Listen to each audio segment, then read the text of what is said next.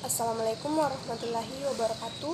Perkenalkan, nama saya Balki Sedina Alatas dari jurusan Psikologi Pendidikan dan Bimbingan, Prodi Bimbingan dan Konseling. Di sini saya akan menjelaskan tentang komunikasi sebagai landasan keterampilan konseling. Konseling merupakan kegiatan profesional yang melibatkan hubungan antara seorang konselor dengan individu atau sekelompok individu. Layaknya suatu hubungan interpersonal, konseling tidak dapat dilepaskan dari berlangsungnya proses interaksi dan komunikasi pada pihak-pihak yang terlibat di dalam proses tersebut. Penguasaan keterampilan komunikasi merupakan persyaratan dasar bagi konselor untuk dapat menggunakan berbagai keterampilan konseling secara efektif dan efisien. Harus dipahami bahwa hampir keseluruhan keterampilan konseling melibatkan keterampilan komunikasi konselor. Pemahaman yang baik terhadap keterampilan komunikasi harus didasari oleh pengkajian dan pemahaman mendalam terhadap filsafat komunikasi. Penguasaan tersebut memudahkan konselor dalam penggunaan berbagai keterampilan konseling yang telah dirumuskan oleh para ahli sebagai modal untuk memberikan pelayanan bantuan yang berhasil guna bagi konseling. Konsep umum komunikasi. Komunikasi tidak dapat dipisahkan dari setiap aktivitas yang dijalani oleh individu. Para ahli menyebutkan lebih 80% alokasi waktu individu dalam satu hari dilakukan dengan berkomunikasi. Artinya, komunikasi merupakan salah satu kebutuhan dasar individu yang diperolehnya melalui interaksi dalam lingkungan sosial. Komunikasi menjembatani informasi dari individu ke individu lain atau kelompok dilakukan dengan berkomunikasi. Dasar filsafat komunikasi. Setiap ilmu pengetahuan memiliki kajian filsafat tersendiri. Filsafat komunikasi menyambung keterangan ke arah opini publik temporal, serta membawa kemajemukan ke dominan publik.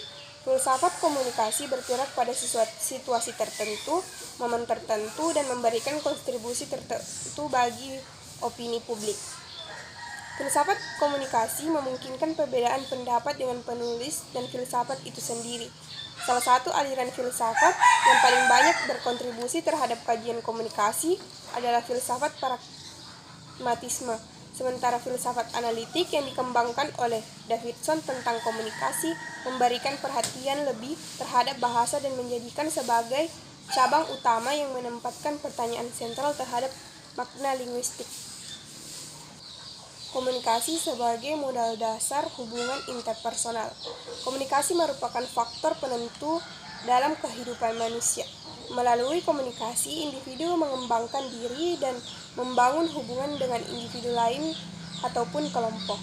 Tubbs and Moms menyatakan bahwa komunikasi yang efektif ditandai dengan timbulnya 5 hal, yaitu yang pertama, pengetahuan penerimaan yang cermat; yang kedua, kesenangan hubungan hangat, akrab, dan menyenangkan; yang ketiga, memengaruhi sikap bersifat persuasif; yang keempat, hubungan yang makin baik; dan yang kelima, tindakan melahirkan tindakan yang dikehendaki. Beberapa fungsi umum komunikasi yaitu terkait dengan fungsi informatif, edukatif, persuasif, dan rekreatif. Komunikasi sebagai landasan keterampilan konseling. Konseling adalah salah satu cara untuk membantu orang lain, tetapi ini merupakan cara khusus yang melibatkan keterampilan tertentu untuk tujuan tertentu atau khusus pula.